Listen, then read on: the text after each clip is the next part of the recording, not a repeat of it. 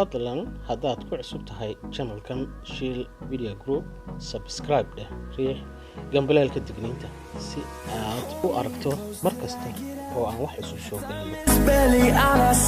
bal qiyaas dunida waxaa ka jira waxyaabo badan oo cajiib ah.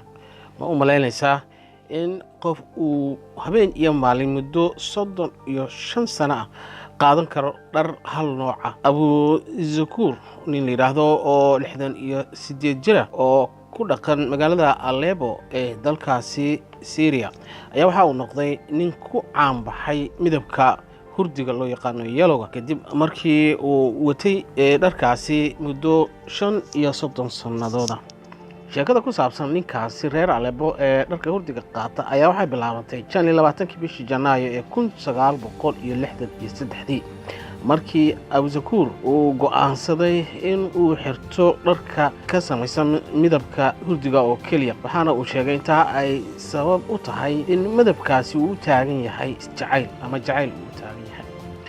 macada in marka ay taasi ka soo jeedo dhar uu muddo hore u qaadan jira ama xiriir ahaan ka yimid dhinaca hidaha. waxaase uu sheegay Abu Zakur in uu dharkaasi u qaato ay ku jiraan dharka surwaalka, shaatiga, sidoo kalena ay ku jirto kartuumada. waxa kale oo kamid noqda ayuri koofida ayaa kamid ah waxyaabahaasi. sidoo kale kabihiisa xitaa waa midabka hurdiga. dalada uu qaato iyo smartphone-ka ama telefoonka waxyaabaha ku daboolan ka ilaaliya ciidda iyo waxyaabaha la midka ayaa iyana midabkoodu waxa uu yahay midabka hurdiga. ma jirto wax aan ahayn midabka hurdiga oo laga heli karo gurigiisa. marka aad fiiriso waxyaabaha yaala guriga laftigooda waxa ay yihiin kuwo ka samaysan ama midabkoodu uu yahay midabka hurdiga ah. waxa uu sheegay in isaga uu aad u jecel yahay midabkaasi oo uu sheegay in aanu jirin sida uu yiri qof lamida oo midabkaasi haysta oo dunida ku nool. sidaasna waxa uu sheegay mar uu la hadlayay wakaalada wararka ee dalka Shiinaha ee Xinhua. waxaan rumaysanahay ayuu yiri in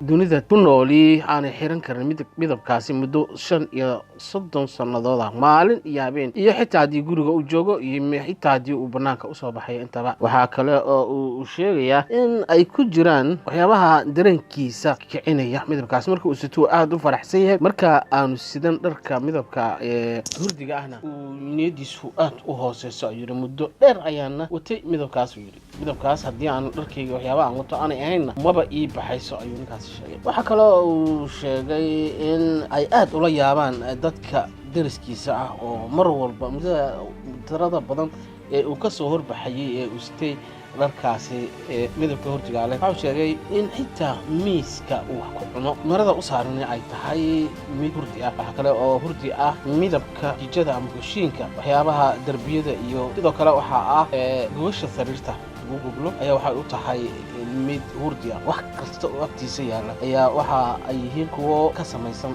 una leh midabka hurdiga. waxaana uu soo waday arintaasi 35 sanadood. ninkaasi reer Aleppo ee hurdiga loo yaqaano ayaa waxa uu noqday nin caan ka ah magaalooyinka dalkaasi, waxaana uu yahay shakhsi si gaar ah loo jecel yahay.